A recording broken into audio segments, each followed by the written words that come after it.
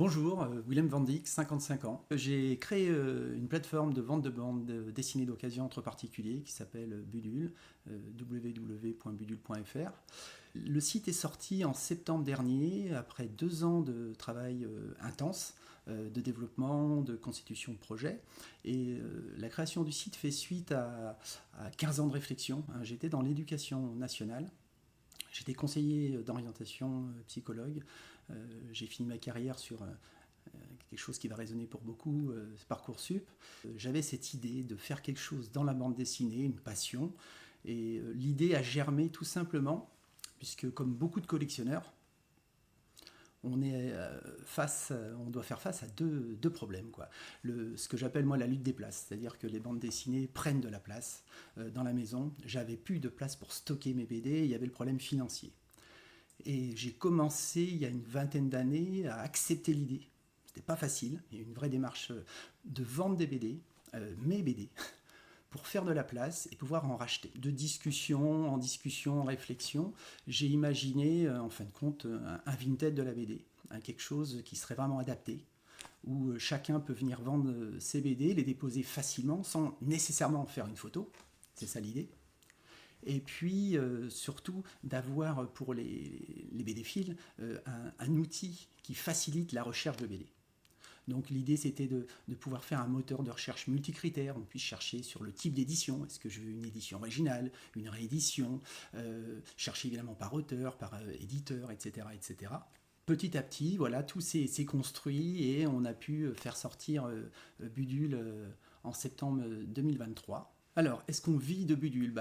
Malheureusement, non, pas encore. Le projet est bien de vivre de Budule. Là, actuellement, concrètement, on a une plateforme qui se développe depuis presque un an.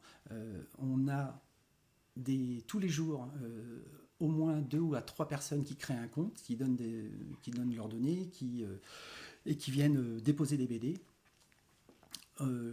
On est à peu près à 14 000 BD ou 14 200 aujourd'hui sur le site, ce qui est déjà pas mal, mais qui n'est pas suffisant pour assouvir le besoin des collectionneurs.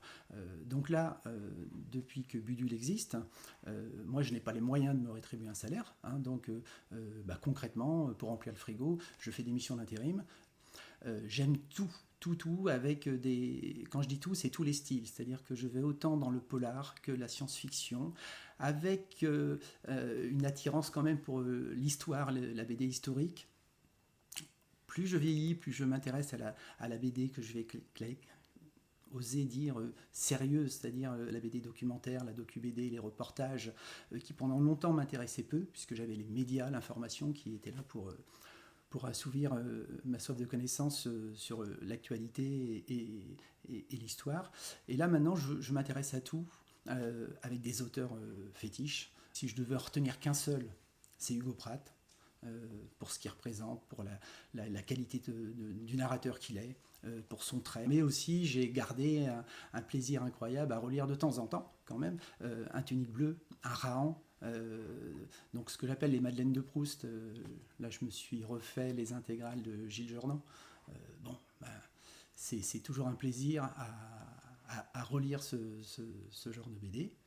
Et puis j'essaye de m'intéresser aussi au nouveau. Là j'ai quelques noms qui vont me venir en tête, comme Jérémy Moreau, Babelais, Timothée le Boucher, vraiment que je trouve fabuleux.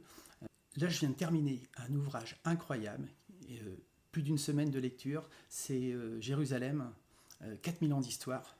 Alors là, du coup, c'est un pavé, et là, on est vraiment dans quelque chose de profond. Il faut un temps incroyable à le lire, à le digérer, puisque c'est 4000 ans d'histoire de Jérusalem, de moins 2000 à aujourd'hui. C'est 2-3 BD par semaine en lecture minimum, quoi. J'ai du mal à concevoir ma fin de semaine sans avoir feuilleté une nouvelle BD ou avoir repris une BD que j'ai pas lue depuis très longtemps.